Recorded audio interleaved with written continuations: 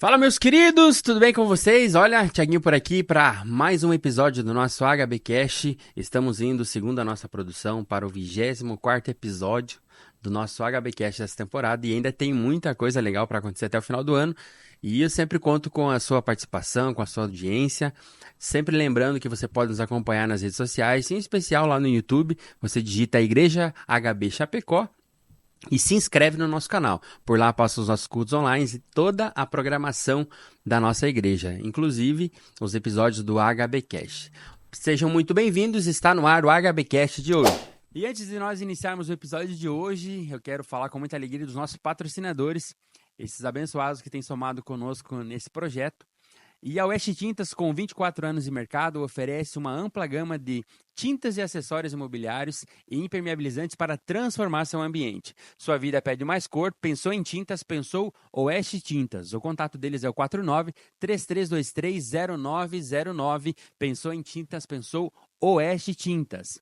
Também vamos falar da Madeiro Comunicação Visual. Tudo o que você precisar em fachadas em ACM, letras personalizadas, cortes CNC, totem, painéis, adesivos e luminosos é com a Madeiro Comunicação Visual. O contato deles é o 499-8855-3991, Madeiro Comunicação Visual. Também queremos falar da Ademicon, a maior administradora de consórcios e investimentos do país, com mais de 32 anos de história, sendo pioneira no consórcio de imóveis. À frente da marca, conta com um dos sócios investidores, Roberto Justus. É crédito e é investimento, porque é especialista em consórcio. Consórcio de imóveis, veículos, serviços ou investimentos? Lógico que dá. Você fala com o Raul no 499-9820-0899. Olha, meus queridos, vamos dar início, melhor dar sequência a alguns episódios que nós estamos falando sobre assuntos polêmicos, interessantes, temas relevantes que vão trazer conhecimento e sabedoria para a sua vida, através da luz da Bíblia, né? E hoje nós queremos falar sobre um tema muito importante e que infelizmente tem se tornado mais recorrente até mesmo no meio dos cristãos, né, do povo evangélico, e hoje nós vamos falar sobre divórcio. E para isso nós queremos trazer o nosso pastor. Seja muito bem-vindo, pastor Geraldo, a mais um HBcast. Olá, queridos, tudo bem? Estamos aqui para mais um episódio. Espero que você desfrute daquilo que nós iremos conversar, pois tenho certeza que trará luz ao teu coração e direção para que você possa entender e tomar decisões cada vez mais sábias. Pastor, esse é um tema que antigamente era muito difícil, né, a gente ter relatos, principalmente dentro da igreja, né? Sim. Mas isso está se tornando, infelizmente, uma prática comum, né? E aí, o que nós podemos começar falando a respeito desse tema divórcio? O tema divórcio é algo muito polêmico, principalmente nos dias de hoje, né? Nós entendemos que com o tempo vai se passando, as escrituras vão se cumprindo, mas eu costumo dizer que sempre aquele que é salvo, aquele que realmente está no caminho do Senhor, ele é resistência para manter firme a verdade e o posicionamento, né? Isso. Diante daquilo que o Senhor nos orientou nas suas sagradas escrituras. E eu creio que hoje nós vamos conseguir trazer sanar muitas dúvidas em relação a esse tema. E tenho certeza que será bênção de Deus. Muito bem. O que a Bíblia fala, pastor, a respeito do divórcio? Onde está registrado? Que amparo a Bíblia dá? É possível se divorciar ou não é? O que a Bíblia fala sobre isso? Eu já quero começar falando algo muito importante, que divórcio, ele não é uma opção. Por que existe separação? Porque hoje ele se torna uma opção. Porque o evangelho hoje, de certa forma, muitas pessoas estão vivendo de uma maneira muito superficial, né? Então é moda. Automaticamente isso gera um leque muito grande para a gente tirar nossas próprias conclusões. Eu quero trazer uma passagem que é muito interessante, que está no livro de Mateus, capítulo 19, que os fariseus, né, tentam experimentar Jesus perguntando para ele: é lícito o marido repudiar a sua mulher por qualquer motivo? Né? E Jesus responde: não tendes lido que o Criador desde o princípio, ou seja, desde a criação, no início da criação, né, foi assim, que Deus fez homem e mulher e disse: por essa causa deixará o homem o seu pai e sua mãe e unir-se-á a sua mulher, tornando-se ambos uma só carne. Aqui já ele está dizendo que é algo espiritual, o casamento é espiritual, né? de modo que já não são mais dois, porém uma só carne. Portanto, o que Deus juntou, não separe o homem. Aqui Jesus já está dizendo, né, sobre o divórcio. Né? Ele está dizendo não existe, não é uma opção a separação. Uhum. Né? Salvo dois momentos, né, que as escrituras próprias relatam em relação a isso aí. Primeiro é quando há adultério.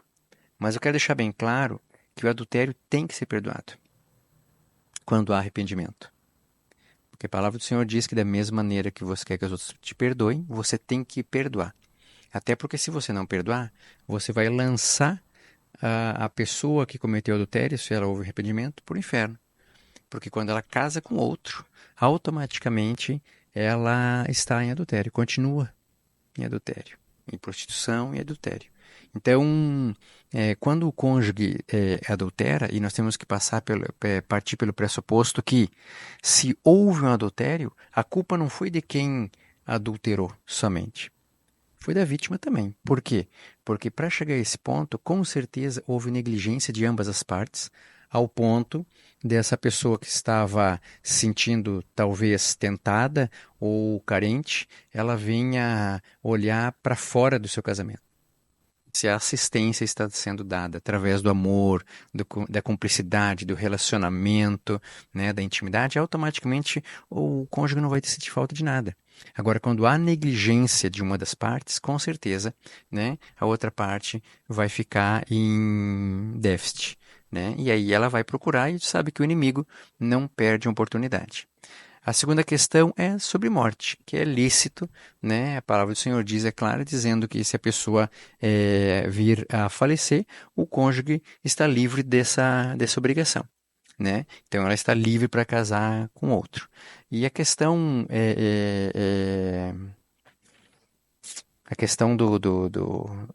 dessa passagem que eu acabei de ler, aqui em Mateus capítulo 19, olha a pergunta dos fariseus. Né? Eles disseram assim, é lícito, né, o marido repudiar sua mulher por qualquer motivo?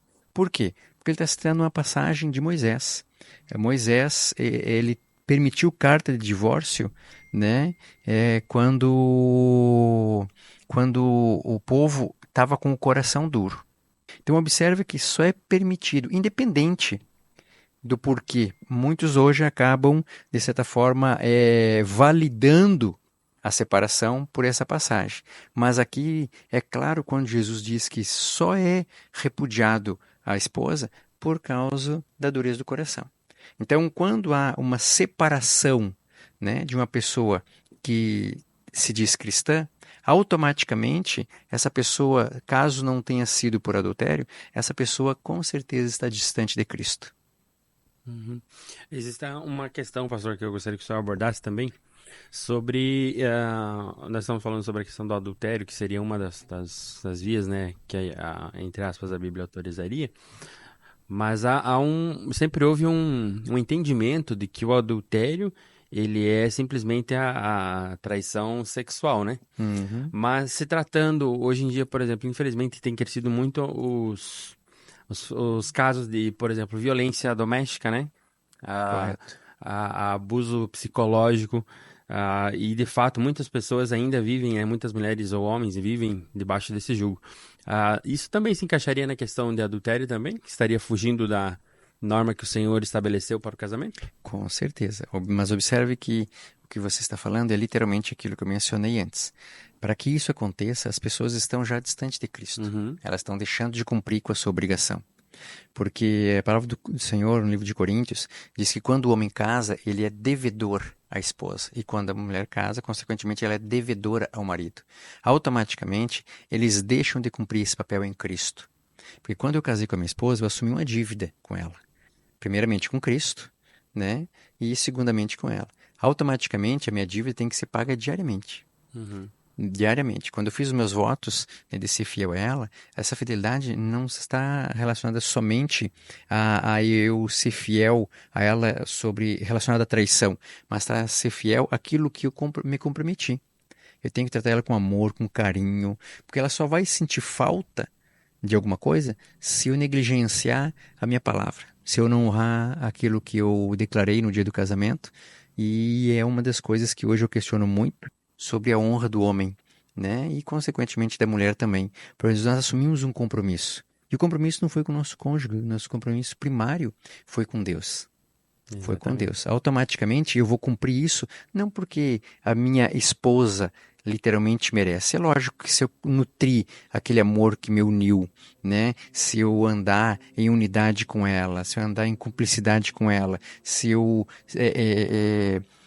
deixar claro todos os dias que ela é a pessoa da minha vida, automaticamente isso vai suprir a necessidade do coração dela. Não vai ter por que ela procurar, ou o inimigo não vai encontrar essa deficiência, né, essa carência no coração dela para tentar. Isso só vai ser usado contra ela quando eu começar a negligenciar isso. E a palavra do Senhor é clara que o inimigo não perde a oportunidade. Ele vai usar dessa fraqueza, dessa negligência, para fazer com que um dos lados acabe caindo, né, em adultério. Nós estávamos passeando, pastor, esse final de semana, eu, a Vanessa e a Heloísa, e tinha um movimento, acho que se eu não me engano era movimento LGBT aqui na cidade, e a gente percebia assim, não tenho nada contra, cada um que é maior de idade faz o que quer da sua vida, né, tipo, Somos indivíduos. somos indivíduos, né, mas a gente percebia que era nítido, assim, aquele olhar que eu até comentei com a Vanessa, assim, nós somos como é que eu falei pra ela? Não é uma ameaça, mas nós somos a resistência, né? Porque, de certa forma, o casamento em si, né? A sociedade tem tentado de todas as formas desconstruir essa instituição tão abençoada por Deus. E hoje a gente vê até mesmo pastores, né? Pastores que deveriam ser os exemplos maiores, dando um mau exemplo, né? E se separando, às vezes, por qualquer motivo, né? E o que o senhor diz para nós a respeito dessa desconstrução, né? Que a sociedade tenta aplicar nas nossas mentes, né? Tiaguinho, esse, na realidade, é um dos maiores motivos, né? Se você olhou um podcast anterior relacionado a qual igreja, como escolher uma igreja para congregar, você vai entender o que eu estou falando. Assiste lá, né? Deixa seu joinha e compartilhe. Essa questão é justamente isso que tu está falando. Eu faz em torno de quase 30 anos que eu me converti ao Senhor. Naquela época, no meio da igreja, não se ouvia divórcio. Hoje é comum. Por quê? Porque começa pela liderança. A liderança é o exemplo. Não é porque eu prego a palavra que eu estou vivendo a palavra. Não é porque eu falo de Cristo que eu sou um cristão. Isso os fariseus faziam. Eles pregavam a palavra, mas eles não tinham um compromisso com a palavra. Eles falavam de Deus, mas eles não tinham um compromisso com Deus. Por isso que eu orientei a você olhar para a vida do pastor, saber quem ele é, saber como a igreja foi fundada. Tudo isso vai ter um impacto muito grande. Porque hoje nós não vivemos num período onde é difícil você encontrar uma denominação que ande em santidade. Sim. Consequentemente, porque os pastores, né, os líderes não andam em santidade. Não porque prega a palavra. Porque pregar a palavra todo mundo prega, mas a santidade é diferente. A palavra do Senhor diz que sem santidade ninguém verá Deus. Santidade é um processo onde o Espírito Santo nos encaminha, depois de nós aceitarmos Jesus como Salvador, e esse processo se torna santidade, fazendo com que o nosso caráter deixe de ser um caráter distorcido, um caráter depravado, um caráter tóxico, para ser um caráter semelhante ao caráter de Cristo. Então, o meu compromisso primário em tudo é com Cristo, em primeiro lugar. Que nem eu digo, o meu compromisso primário é com Cristo. Eu assumi o meu compromisso com Cristo quando eu casei. Quando eu tive esse entendimento, virou uma chave no meu coração, e com certeza se você olhar por esse ângulo, com certeza vai virar uma chave no teu coração também, porque você vai entender que tudo que você faz não é relacionado em si a primeira pessoa a você, mas sim a Cristo. Por isso que Paulo diz assim, quer comais, quer bebais, quer façais qualquer outra coisa, façais para a glória de Deus. Então todas as minhas atitudes, todas as palavras que saem dos meus lábios, meus pensamentos, eu tenho que ter, de certa forma, um domínio sobre eles e confrontar eles com o Senhor, né? Com o Evangelho que transforma, que cura, que liberta. Isso é para a glória de Deus. Esse relacionamento, a maneira com que eu estou tratando a minha esposa é para a glória de Deus, a maneira que eu estou tratando meu marido é para a glória de Deus.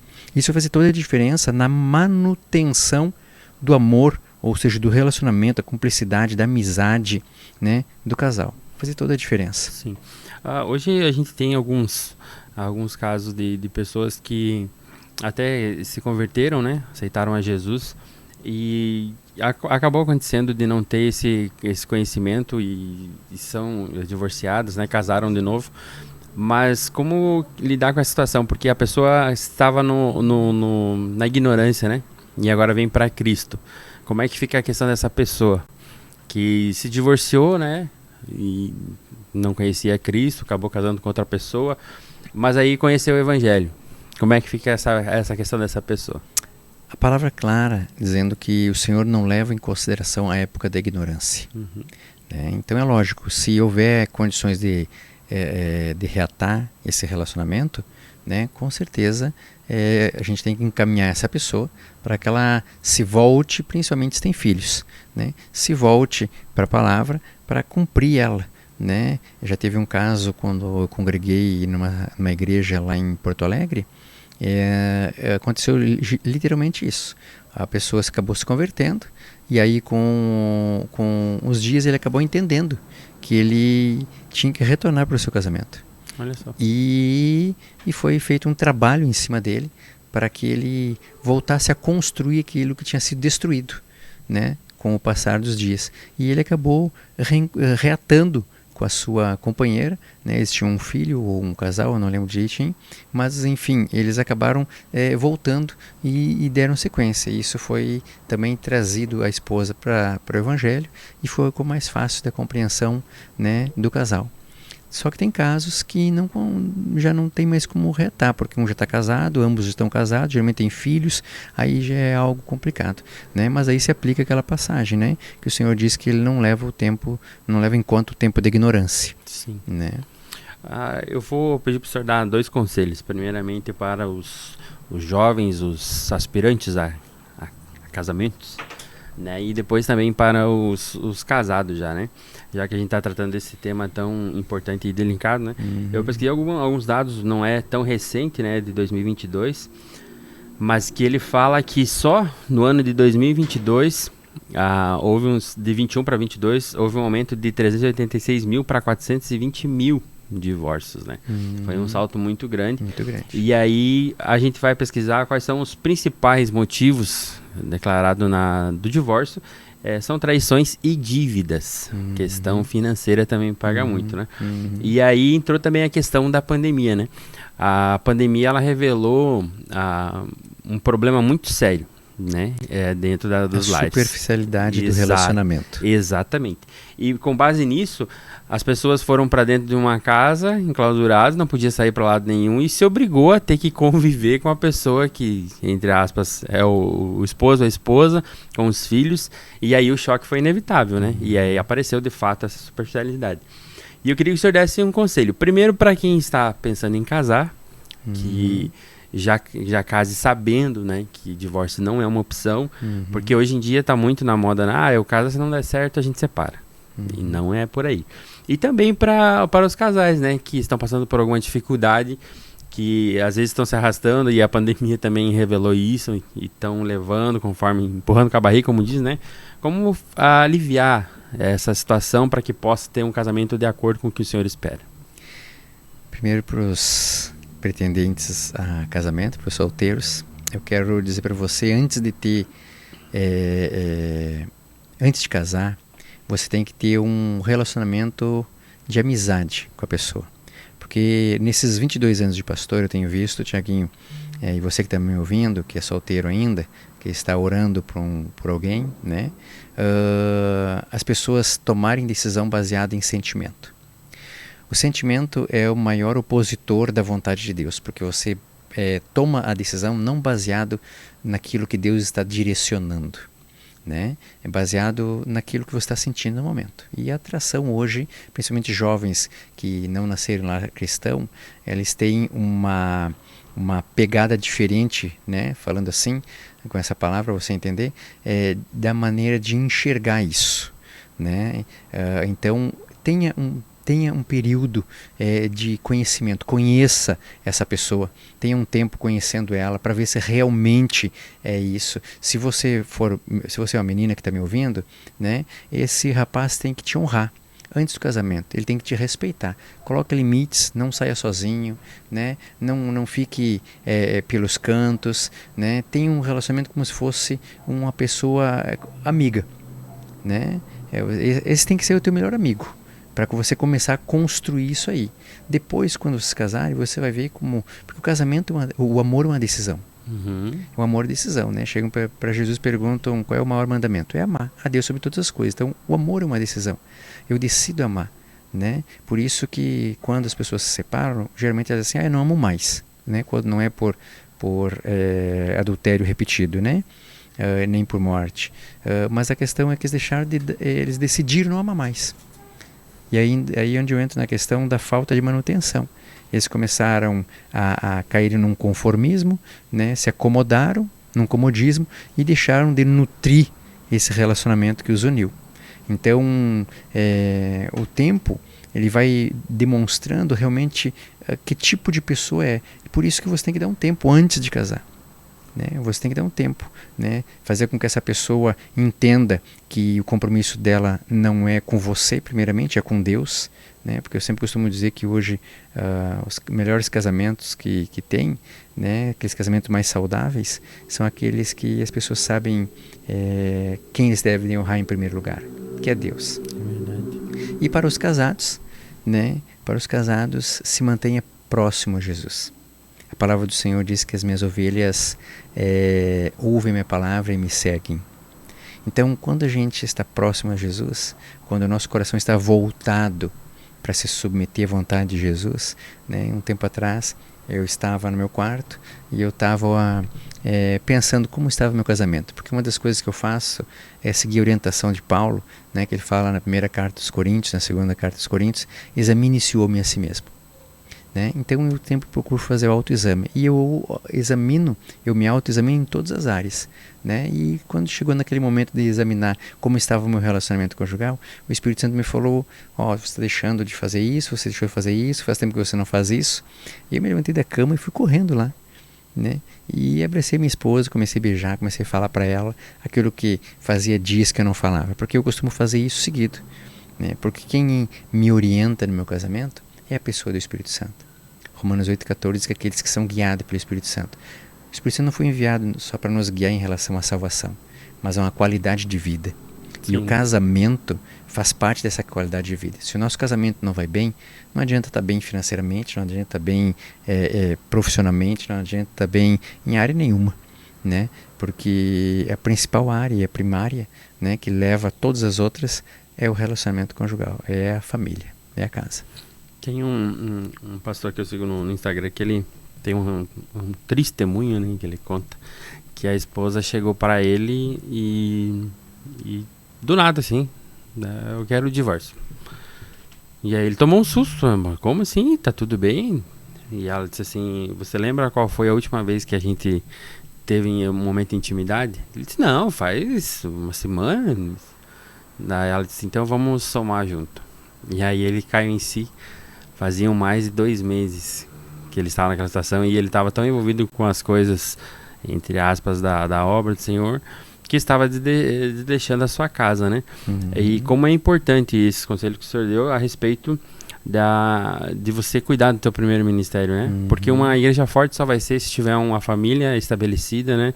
O marido desenvolvendo seu papel, a mulher também, como mãe, como esposa, e para criar os filhos, né, nesse caminho também, né? Esse é um dos maiores problemas, né, da liderança, o ativismo.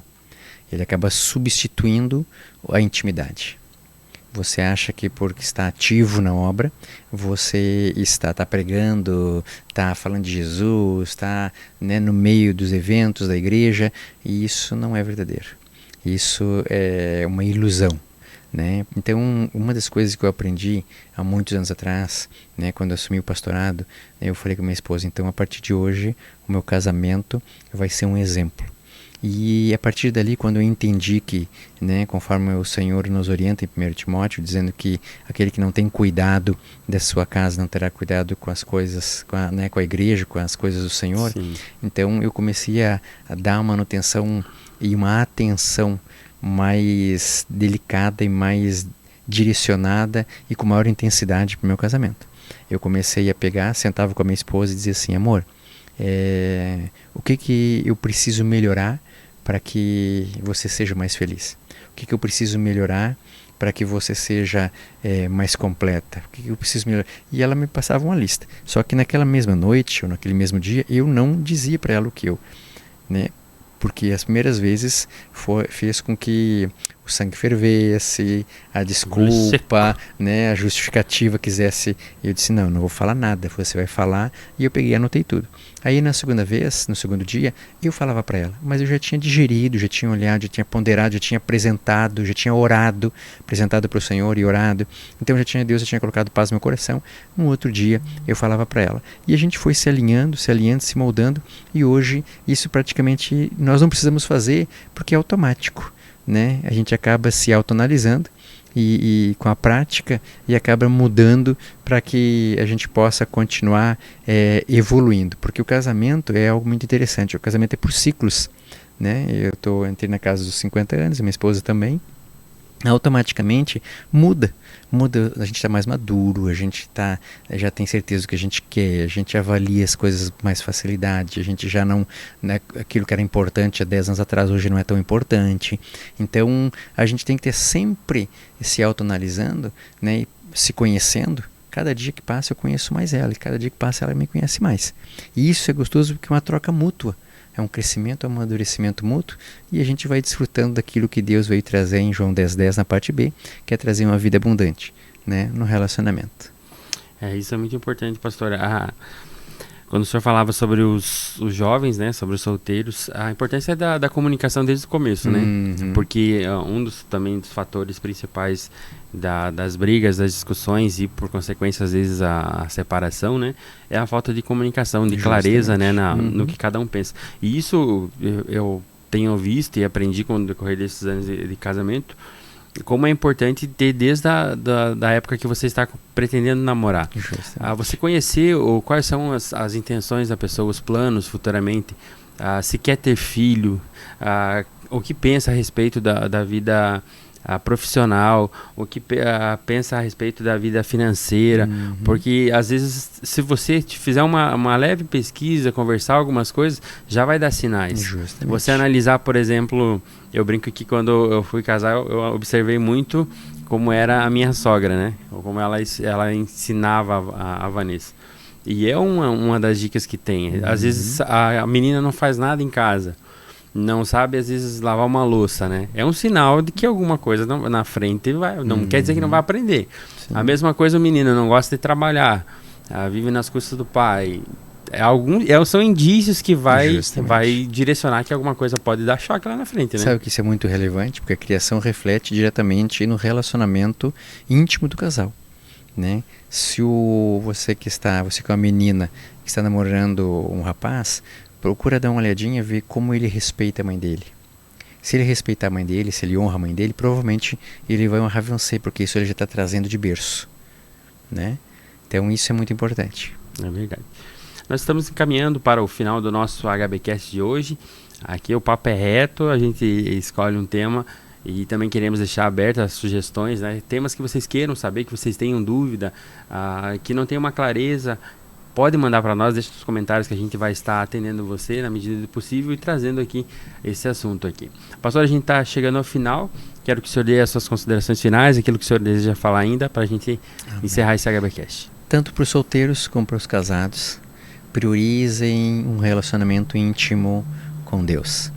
Deixe com que o Espírito Santo venha dirigir vocês em cada passo, em cada decisão, né? E conforme eu falei, A palavra do Senhor em João diz que aqueles que são guiados pelo Senhor, que é o bom pastor, ouvem a voz. Então, toda vez que vocês forem tomar uma decisão, não deixem que essa decisão seja impulsionada por uma razão humana ou um conhecimento humano, mas pela indicação ou direção do Espírito Santo. Converse com ele, tenha esse relacionamento íntimo, eu tenho certeza que ele te indicará o melhor caminho, a melhor decisão a tomar. Que Deus abençoe. Amém, meus queridos, obrigado por você ter nos acompanhado. E se porventura você que está ouvindo esse HBcast, esse episódio de hoje, ou está assistindo, se identificou, está passando por problemas, por dificuldade no casamento, está pensando, quem sabe até em separação, procure um homem de Deus, um pastor, de preferência que esteja no seu primeiro casamento, né? Isso. Esteja mantendo-se fiel, né? Para você buscar conselhos, com certeza, conselhos sábios que ele vai saber direcionar você, porque como a gente falou no começo, divórcio não é uma opção. O Senhor, quando estabeleceu o casamento, foi para que vocês tenham uma vida abençoada e direcionada pelo Senhor. Então, se alguma coisa está fugindo disso, busque conselhos sábios, que eu tenho certeza que Deus vai abençoar e a sua vida vai melhorar, tá bom? Com certeza. Muito obrigado por ter nos acompanhado no HBcast de hoje. Um abraço e até o próximo episódio.